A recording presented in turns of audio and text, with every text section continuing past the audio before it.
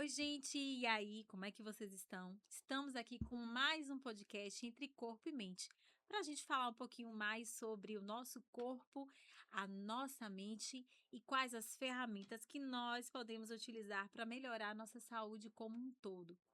E para falar hoje um pouquinho sobre essa questão relacionada à nossa saúde, nós vamos falar um pouquinho sobre alimentação. E aí, o que você anda comendo?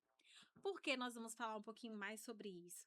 Porque a alimentação, ela vai impactar de uma forma direta em relacionado ao nosso estado de saúde, tanto físico como mental. E o que acontece? A gente sabe, e eu vou trazendo novamente para você que não assistiu os podcasts anteriores, o porquê que nós criamos essas aulas, esses instrumentos que você pode estar utilizando, pode estar divulgando para que outras pessoas possam estar cuidando da sua saúde também. 1 milhão, 1 bilhão de pessoas no mundo estão padecendo por algum transtorno relacionado à sua saúde mental.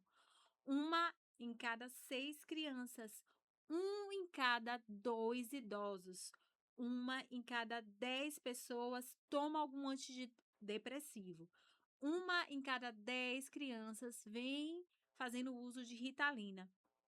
Um em cada 36, uma em cada 36 crianças receberão, se já não estão recebendo, o diagnóstico relacionado ao transtorno do espectro autista. Uma em cada 10 crianças tem algum tipo de distúrbio de aprendizagem e um em cada 3 idosos até 2050 vai receber o diagnóstico de Alzheimer. E saiba que com alimentação com mais nutrientes pode ajudar muito a gente relacionado à questão da nossa saúde mental. Inclusive, tem uma professora chamada Uma Naído que escreveu um livro que eu recomendo que vocês leiam, que é Seu Cérebro Bem Alimentado, onde ela vem falando um pouquinho sobre cada tipo de transtorno e uma alimentação mais adequada relacionado a isso. E por que estamos falando sobre tudo isso? Porque apenas 6% da população mundial é metabolicamente e bioquimicamente saudável. Gente, é muito pouco. Somente 6% da população. Por isso que nós estamos buscando trazer cada vez mais conteúdos que possam ajudar para que a gente possa aumentar aí essa porcentagem de somente 6%. E hoje eu estou trazendo aqui para vocês uma pessoa muito especial para mim, que vai falar um pouquinho sobre isso, nossa nutricionista maravilhosa, que é especialista justamente em nutrição esportiva, falando um pouquinho mais para vocês sobre essa questão da alimentação, a importância dessa alimentação para a nossa saúde como um todo. Shirley Novaes, obrigada por estar aqui conosco hoje para falar um pouquinho mais sobre alimentação e saúde mental. E aí, de que forma essa minha alimentação pode impactar de forma positiva ou negativa na minha saúde?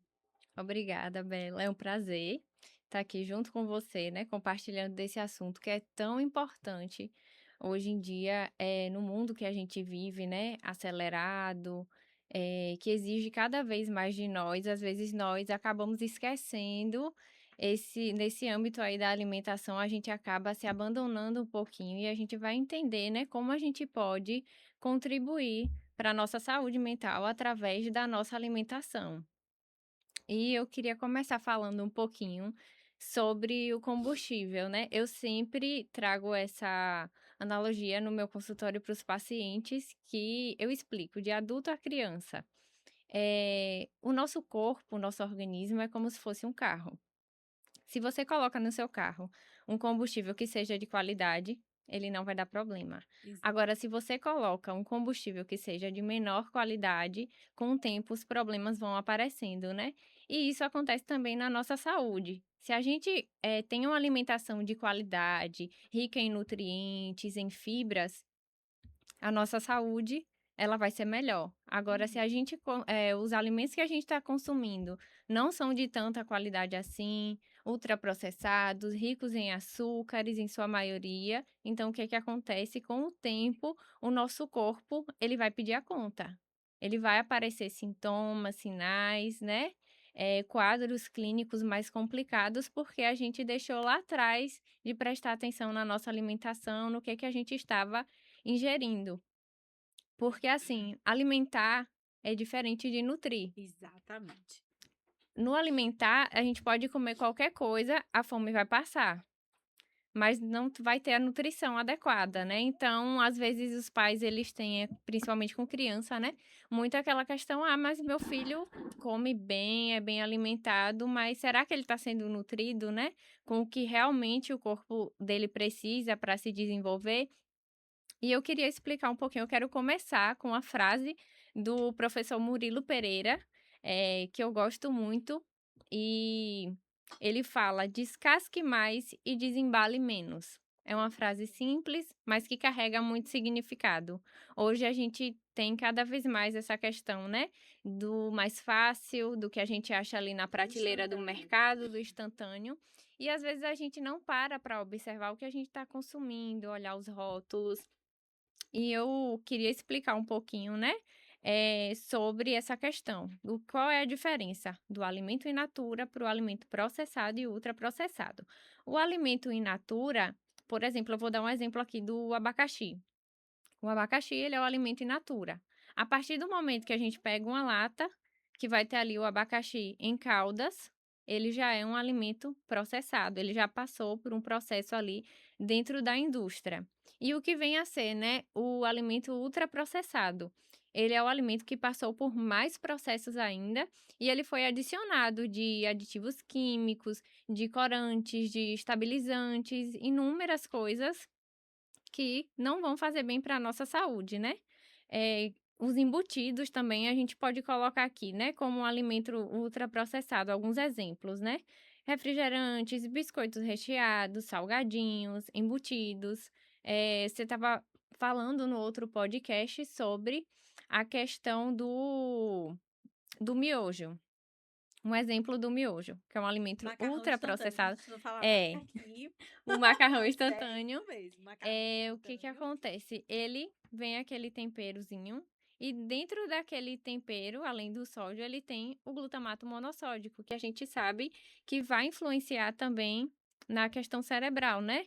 Então, às vezes, a criança vai tendo alguns sintomas ali e os pais não vão observando que isso está vindo da alimentação, não só a criança, mas como o adulto também, E né. chamando atenção para isso, como eu já falei anteriormente, eu não trabalho só como psiquiatra, né, na área de psiquiatria. Eu também trabalho como médica da saúde da família e comunidade. E o que já aconteceu com a gente?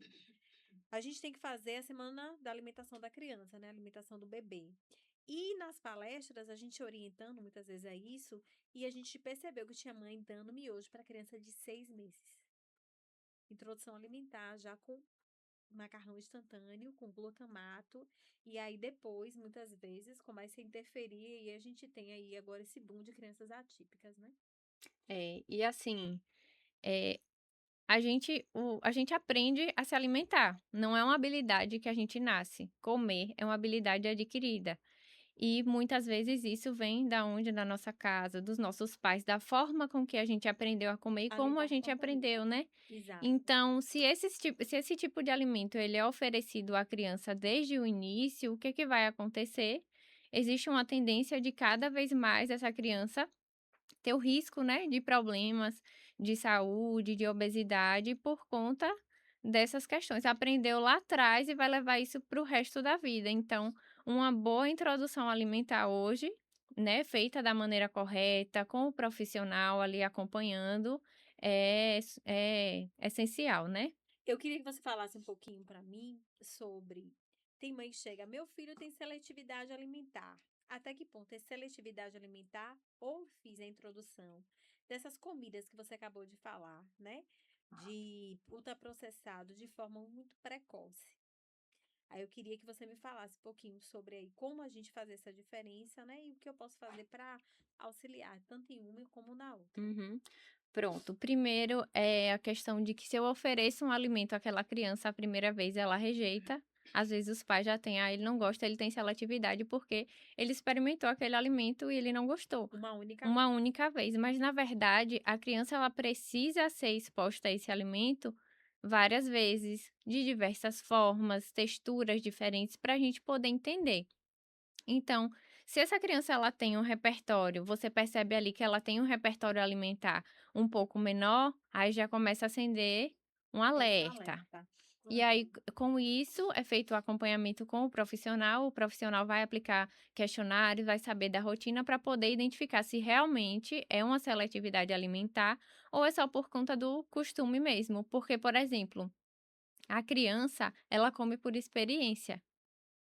Então, se eu vou oferecer uma maçã para uma criança e um brigadeiro, e ela já experimentou o brigadeiro em determinado momento, ela vai escolher o quê? O brigadeiro, O até a gente brigadeiro. escolheria o Até a gente brigadeiro. escolheria o brigadeiro. Por quê?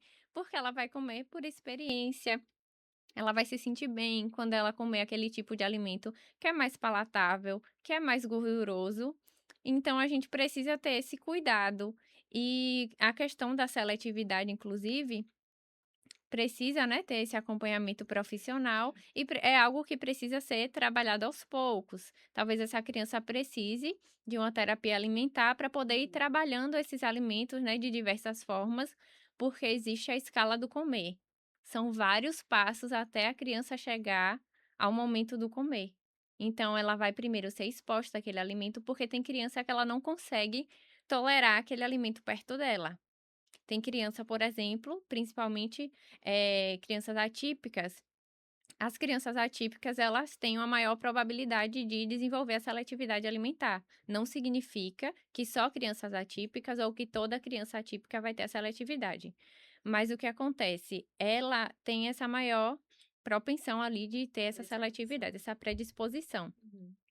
E aí tem crianças atípicas que se ela vê o alimento perto dela, ela não consegue tolerar aquele alimento perto dela, ela vai sentir náusea, vai ficar enjoada. Então isso a gente tem que ser trabalhado aos poucos, com muito estudo e cada caso é individual, né, precisa ser olhado de forma individual e, tem crianças que realmente não conseguem tolerar esse alimento. Então, primeiro, o primeiro passo, ela vai tolerar aquele alimento perto dela, depois ela vai conseguir tocar naquele alimento, vai conseguir cheirar, depois vai conseguir passar na língua para poder sentir o sabor, e aí só depois de muitos passos é que ela muitas vezes vem a conseguir comer esse alimento, né. Como eu Uhum. falei também, sendo apresentado de diversas maneiras. Entendi. Então, a gente precisa ter muito cuidado quando a gente fala: "Ah, ofereci o alimento, a criança não quer, ela é uma criança seletiva", não, é algo que precisa ser realmente estudado para poder ter essa diferenciação, se é questão mesmo de hábito que a criança aprendeu lá atrás e aí precisa ser feita essa reeducação alimentar, né, e explicar para a criança também, porque às vezes a gente só quer que a criança coma aquele alimento, mas a gente não conversa com ela, a gente não incentiva a alimentação, né. De forma não agressiva, às vezes os pais: "Ah, você vai ter que comer, porque você vai ter que comer". E Uhum. aí isso cria uma rejeição na criança, né. E Exato. tem várias questões. A questão da seletividade, por exemplo, a criança ela pode rejeitar aquele alimento por diversas coisas. Ou textura, como eu falei, ou se ela já se engasgou com aquele tipo de alimento, ela vai ter medo de comer aquele alimento de novo, então tudo isso precisa ser colocado em conta, né, Tem em crianças que até a consideração. cor, né, que só quer um alimento de determinada cor, senão não come. Exatamente, é. E às Uhum. vezes não só a cor, às vezes é a questão, né, da cor do prato, qual é o prato que ela come, está acostumada a comer, qual Uhum. é o talher, então tudo isso a gente precisa ter esse cuidado, esse olhar mesmo, né, Uhum. integral, assim, com toda a situação, a rotina da criança, para a gente tentar fazer isso de maneira que seja mais confortável para ela também. Certo.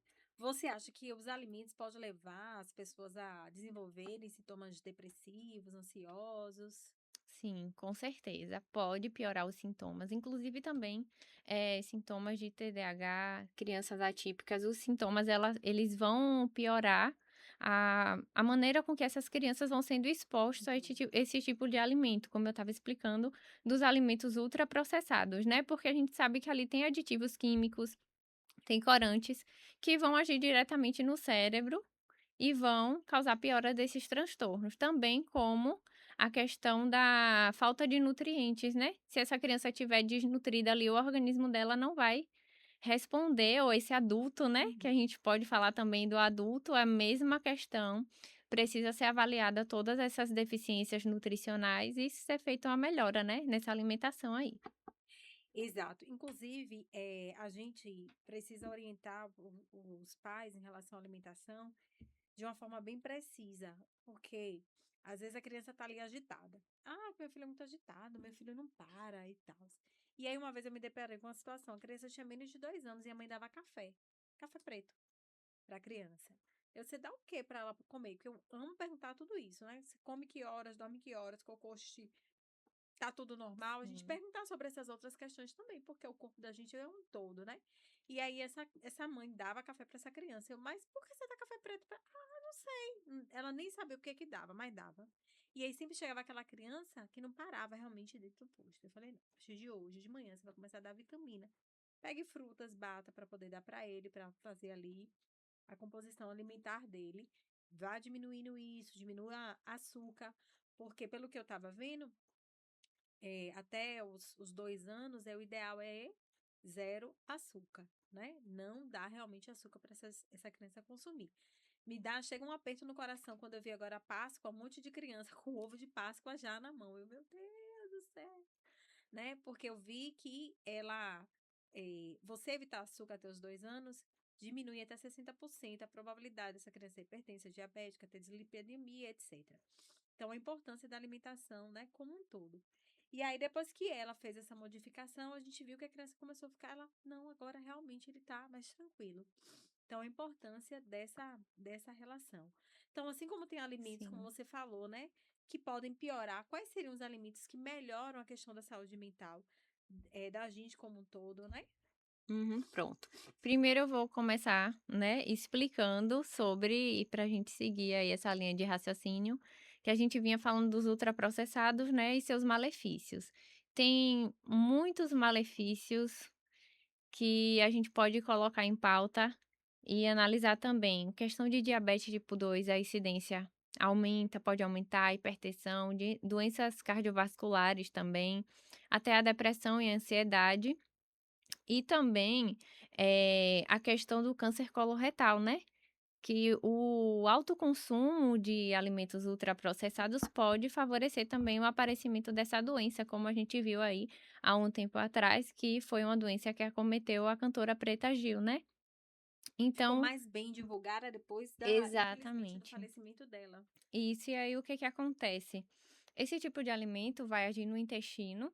Primeiro, para a gente começar falando um pouquinho, né, sobre saúde mental, a gente precisa entender que existe uma via bidirecional entre intestino e cérebro. Eles se comunicam. Então, assim, se o seu intestino não tá bem, o seu cérebro também não vai ficar tão bem. Ou se você está estressado, ansioso, se você vive ali ou tem algum tipo de transtorno, isso também vai modular, né, o seu intestino, a sua microbiota intestinal. E o que é microbiota intestinal? É uma palavra que antes a gente não ouvia falar muito, né, e hoje em dia a gente escuta um pouquinho mais, por conta da questão de desbiose frequente em consultório, que a gente Uhum. percebe ali. A microbiota intestinal, ela é essa colônia de bactérias, né, que a gente tem no nosso intestino, que a gente tem as bactérias benéficas e as maléficas. E a gente precisa ter um equilíbrio dessas bactérias. Uhum. Porque quando você está ali, ó, só consumindo ultraprocessado, suas bactérias boas, elas vão morrendo e a população de bactérias ruins, elas vão aumentando. Aumentando. Então isso vão dar mais sintomas gastrointestinais, às vezes estufamento, é muito comum Pego os muito pacientes. paciente, doutora, eu tô com. Ah, eu preciso fazer uma ultrassom de abdômen total. É porque, eu tô sentindo um estufamento na barriga, tudo que eu como e fica estufado e tal. E às vezes pode ser justamente isso, né? Quando a gente pergunta, a alimentação tá ruim, e aí aumentando essa colonização de bactérias ruins, né, no organismo. Isso, exatamente. E aí o paciente ele vai apresentando diversos sintomas, né? Sintomas, gastrointestinais, como a gente estava falando, gases, estufamento, distensão abdominal, aquele incômodo, aquela dificuldade também para evacuação, às vezes, né, varia, ou aquele paciente que tem uma certa frequência para ir ao banheiro e não entende. Tem gente que quando fica nervosa, a primeira coisa que sente é o É o intestino. intestino, Isso é exato. muito comum, justamente por conta dessa via, né. Quando a gente está estressado, o cortisol ele sobe e aí ele vai, né, comunicando entre o intestino e o cérebro ali, e vão piorando, né, esses Misericórdia. sintomas. Aham. Aí, tem algumas vias, né, questão de como eu falei aqui da via hormonal, que é a questão de cortisol, por exemplo, e essas bactérias elas vão produzir compostos ali que vão, né, impactar o sistema nervoso da pessoa. Então se seu intestino não estiver bem, você começa a perceber ali, você já fica meio ansioso, não se sente bem, come uma coisa, fica aquele desconforto, né.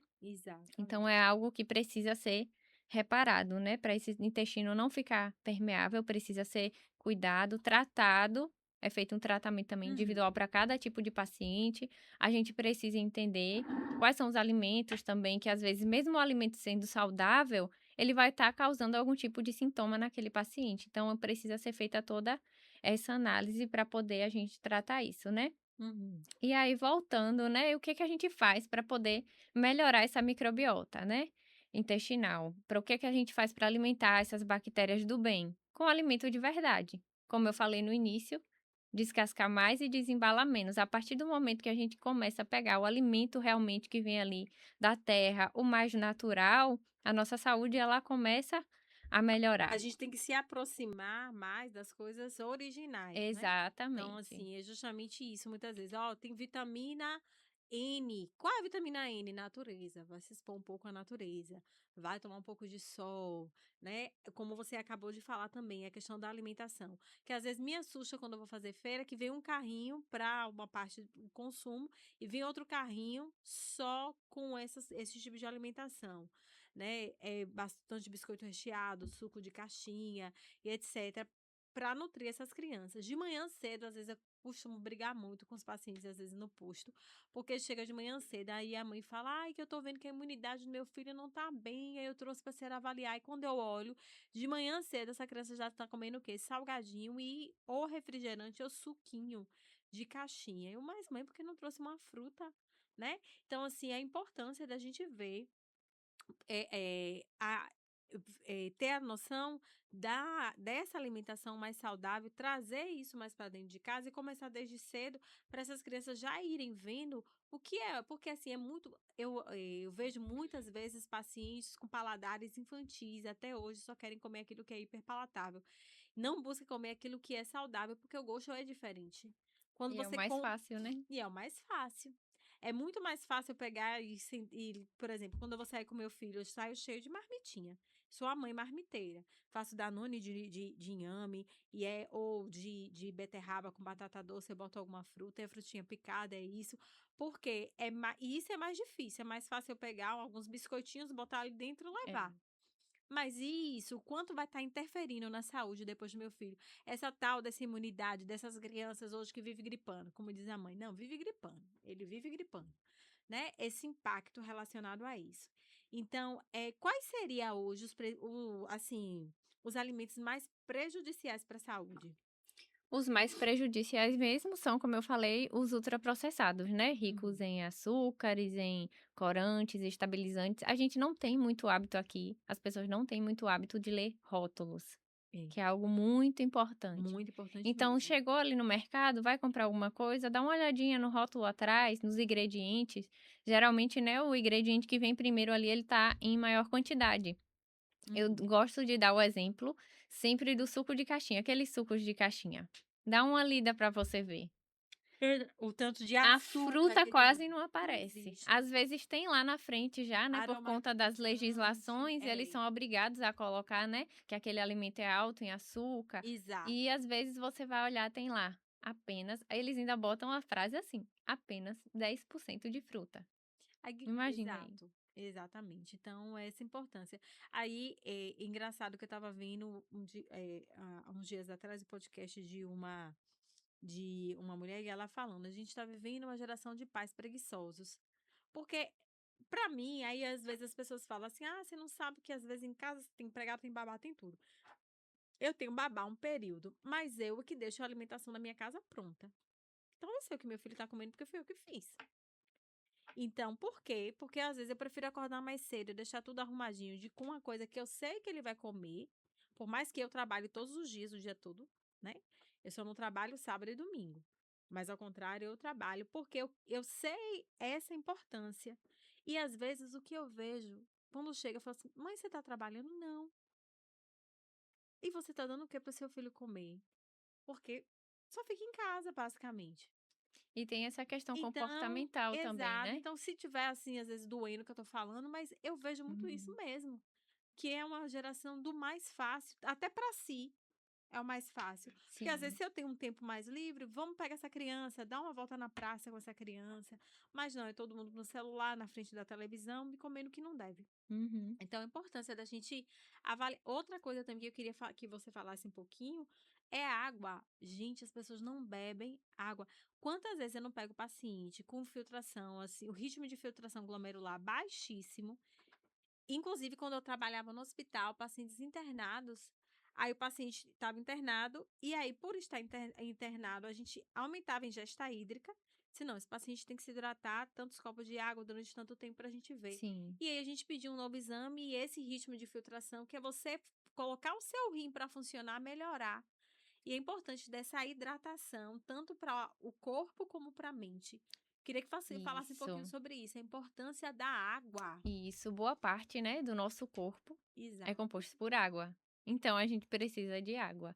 E o nosso cérebro também, ele precisa de água para poder estar ali funcionando, né? Tá ali na sua capacidade. Mas o que que acontece hoje realmente tem sido algo que tem sido muito esquecido, Negligenciado. negligenciado. Então, eu pergunto também tudo, eu pergunto sobre água, sobre sono. A gente tem que olhar o paciente dessa forma mais integrativa, né? E o que é que eles trazem para mim sobre água? Ah, quando se eu bebo água, quanto por dia?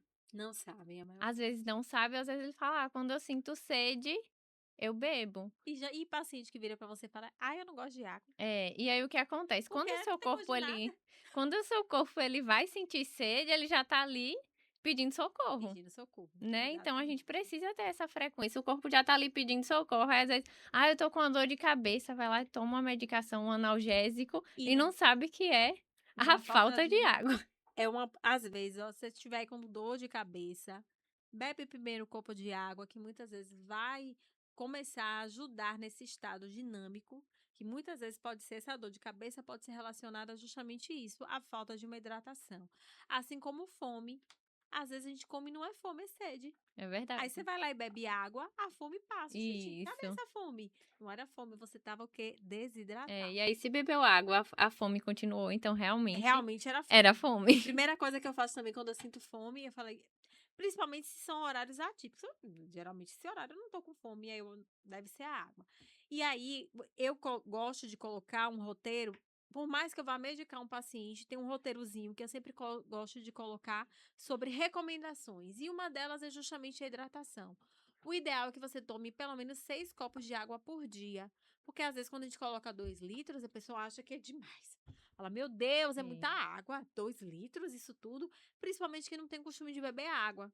Porque para mim, 2 ainda é pouco, eu tomo 3 a mais litros de água sim. por dia, né? Quando eu estava amamentando, acho que eu bebi uns 5, Aham. que é uma sede terrível. Mas eu falo, ó, beba 6 copos de água, 3 de manhã, 3 de tarde, já vai te ajudar, né? Porque a gente precisa melhorar essa saúde, tanto a parte renal como essa parte, muitas vezes, neurológica, que advém de uma falta de hidratação. Exatamente, é algo muito importante que realmente a gente precisa, né, estar Aham. atento. Então a gente anda com a garrafinha, é mais fácil, né, é mais Exato. prático, não espera dar sede não, vai lá e toma água. Eu digo a mesma coisa com a questão da alimentação, que a gente estava falando que as pessoas acabam escolhendo mais fácil, por conta da rotina, a rotina tá corrida. Então o que é que eu oriento? Sempre organiza um dia ali na semana para você, né, preparar suas frutas, higienizar tudo direitinho, separar, já deixa tudo separadinho nos vasinhos, porque no momento que você vai precisar, você vai lá e vai pegar ou no momento que der fome, porque o que que acontece? Quando a gente tá com fome, qualquer coisa serve. Se a gente entra no supermercado, você já foi no supermercado com fome? Não façam isso, pelo amor de Deus.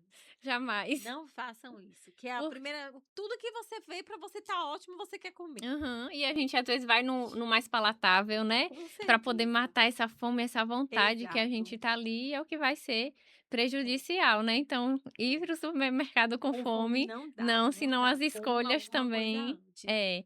E aí o que que acontece, se a gente tiver essa organização, né, de escolher deixar lá, mais perto para no momento que a gente precisar. E outra coisa, eu falo da mesma questão da gente, ter um alto consumo de açúcares em casa, de doces, você só vai comer se tiver.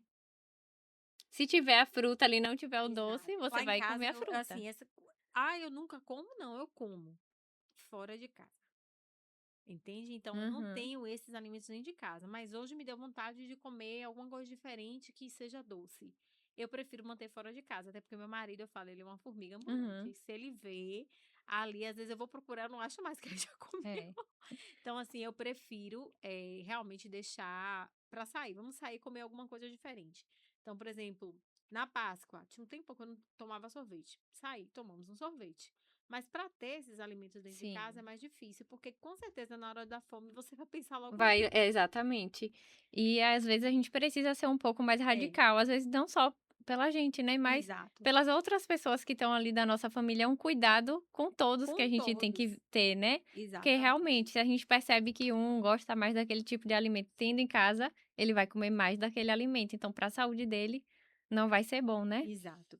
Inclusive, o próprio Hipócrates, que é o pai da medicina, ele já falava que o teu alimento seja o seu Uhum. remédio, que o seu remédio seja o seu Seu alimento. alimento, é. Então, a importância de uma alimentação saudável e terapêutica, né? Você vai vendo que Exatamente. quanto a alimentação ela se torna terapêutica a partir do momento que você busca comer, ter uma alimentação mais saudável, né? E eu queria que você Sim. falasse um pouquinho sobre desbiose, porque tem alguns pacientes que às vezes a gente vê que não responde nem a medicações, muitas vezes, Uhum. por esse intestino não estar funcionando muito bem. E aí tem muito paciente que fala, doutor, o que que é esse negócio de desbiose? É, como eu estava explicando antes sobre a microbiota, né? Essa desbiose, ela vem desse desequilíbrio das bactérias. As bactérias maléficas, elas vão estar ali em maior quantidade, então vão causar mais fermentação, né? E tem a questão também dessa absorção, porque o intestino, ele vai acabando ficando mais permeável. E não vai conseguindo absorver ali E até fica os como se fosse cheio de nutrientes. furinhos. Então, assim, esses Exatamente. Essa nutrientes que era barreira para ir para um intestinal que lugar, era para ser assim, ela vai ficando assim. e aí vai indo Então o para que é outros ruim, lugares. que não se o que seria para não passar, ele acaba atravessando essa barreira, inclusive isso também vai, né, para a corrente sanguínea, para o cérebro, como a gente estava E gera, falando. inclusive, neurotoxinas, não é isso? Exatamente. E essa inflamação crônica, né. Então o que que acontece? Às vezes o paciente não está conseguindo ali absorver os nutrientes, essas questões de medicação. O que que causa a desbiose, né? Má alimentação, Uhum. das principais coisas, né. A gente tem que olhar tudo de forma integral. Sono, álcool em excesso, falta de prática de atividade física, exercício físico. Então tudo isso aí tá causando, né, que pode vir a causar essa desbiose. Principalmente também a gente vê em estudos o uso de antibióticos, né, principalmente de forma ali, Importantíssimo. Sabe né. por quê? Porque tem mãe que chega pra mim: "Ah, doutora, começou assim, eu já comecei a dar uma amoxicilina". E aí nem sabe o que que é direito para já iniciar já um tratamento com antibiótico.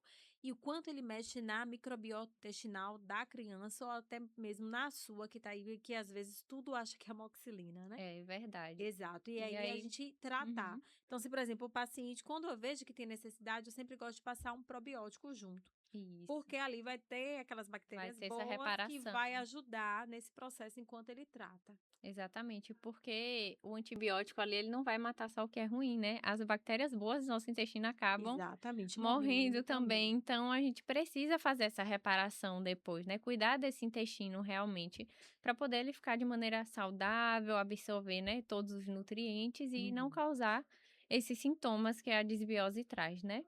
E hoje, quais são os seus principais motivos de consulta, as pessoas quando vêm até você? Porque a gente está vendo que há um aumento, né, há uma crescente aí em relação à obesidade. 65% da população brasileira hoje tem obesidade.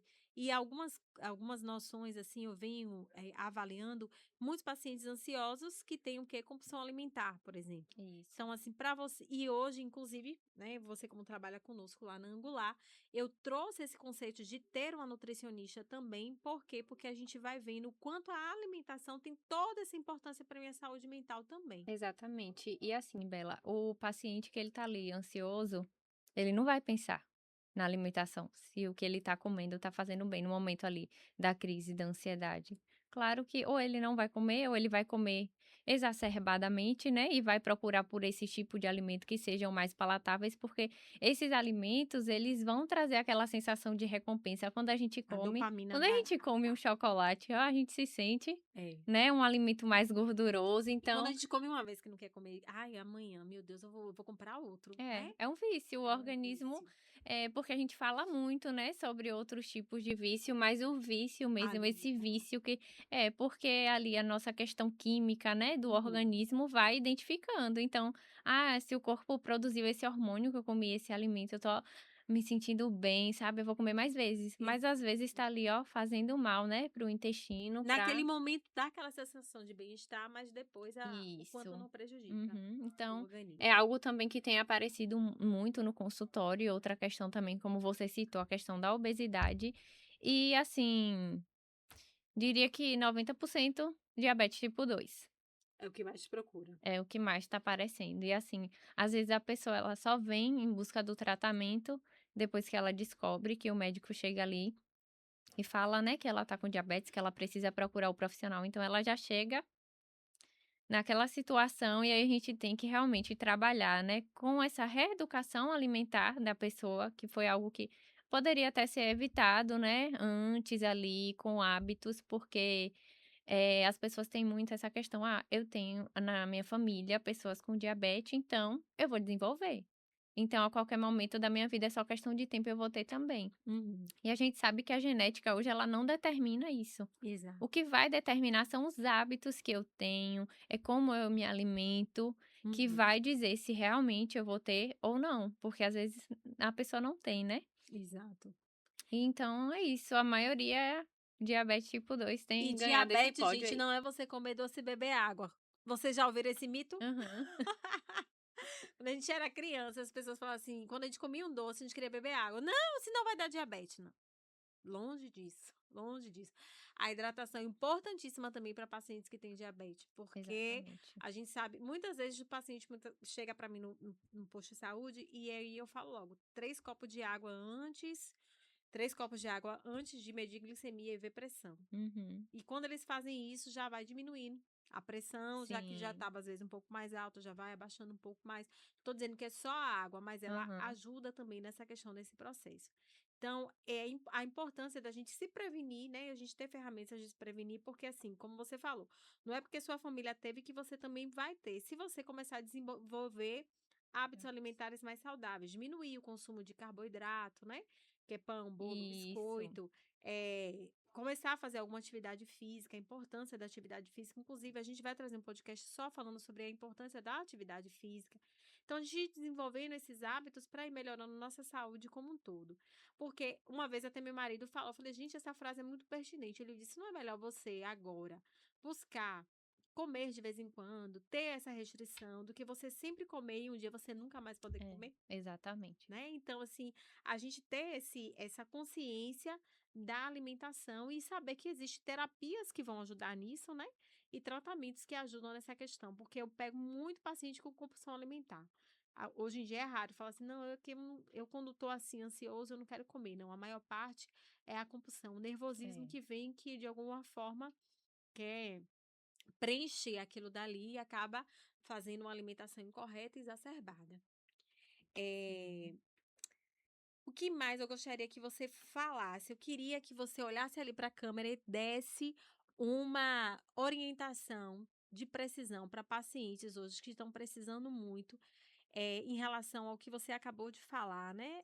Desse contexto da alimentação com a nossa saúde como um todo, com a saúde cerebral e também com a saúde das nossas crianças, né? A importância dessa boa alimentação para a família e quais as formas que eu posso fazer para melhorar essa alimentação dentro do meu âmbito familiar e para comigo mesmo também. Isso, né? A gente precisa ter hábitos saudáveis, né? Não Uhum, só da alimentação, porque tudo vai influenciar. Tanto a alimentação vai influenciar, quanto as outras coisas vão acabar influenciando na sua alimentação. Então, assim, sono é essencial, exercício físico é essencial também. E ter essa alimentação mais voltada realmente para o que é natural, né? Escolher mais o que é natural em si e às vezes a pessoa chega, principalmente paciente com diabetes, ele chega e fala: "Ah, mas eu não como tanto doce, por que que eu desenvolvi diabetes?". Mas às vezes ele tem um consumo exacerbado ali de carboidratos, né, aham, principalmente refinados, né, esses farináceos que a gente vê por aí, lanches que são coisas mais fáceis, né, então a gente procura realmente o que é mais próximo do natural, que realmente veio da terra ali, o que foi Deus que fez, que a gente sabe que aquilo vai nos trazer bem, né, manter uma aham, boa hidratação e também ter essa questão de acompanhamento. Se você precisa de ajuda nutricional, procurar um profissional para fazer uma reeducação, né, um psicólogo, um psiquiatra, buscar ajuda em todos os âmbitos para poder ter essa qualidade de vida, né. uhum, E para os pais, principalmente, né, oferecer às crianças cada vez mais os alimentos naturais e deixar os ultraprocessados de lado. Faz ali uma coisinha mais saudável, quer oferecer um bolinho, faz um bolinho em casa, né? Um bolinho com banana, com aveia, com outras coisas que a gente pode colocar que vão ser mais saudáveis do que esses que a gente vai encontrar pronto no uhum. supermercado e a gente vai estar contribuindo assim para a saúde das nossas crianças, né? E para as nossas também, e dos futuros adultos, a futura geração que está vindo aí, para que venha uma geração mais saudável, né. Exatamente. Então, aqui, gente, hoje eu queria agradecer imensamente a Shirley que veio trazer esse conteúdo para gente e que a gente possa estar atento a essa questão da alimentação, que nós vemos trazendo para dentro das nossas casas, das nossas mesas, que pode estar prejudicando a nossa saúde. Então, às vezes, o inimigo está vindo ali oculto e você não está percebendo.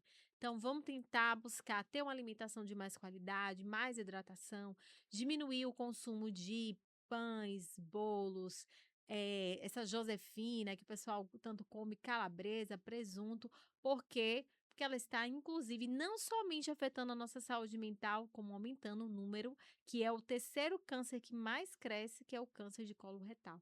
Então, que vocês possam buscar cada vez mais alternativas para auxiliar na sua saúde mental. E eu peço que vocês compartilhem esse podcast com outras pessoas para que elas possam ter tanta informação como vocês estão tendo aqui agora. Então, um grande abraço, até a próxima.